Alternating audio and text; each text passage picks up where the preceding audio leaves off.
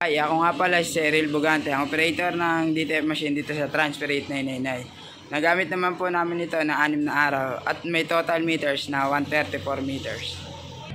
Ito naman po ang aming printed area.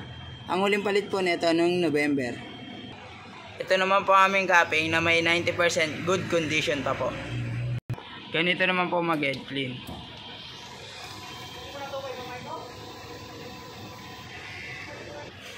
Punasan ng wiper after get clean.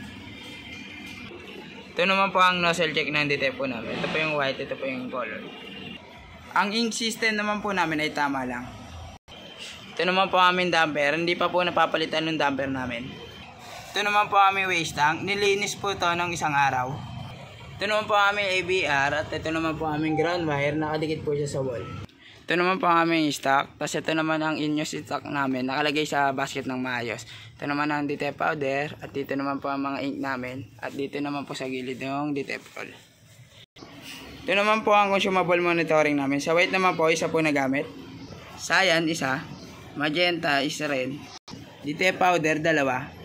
DTF film, isa. Ito naman po ang DTF output namin. Ito naman po ang printed daily checklist namin. Updated naman po siya. Thank you.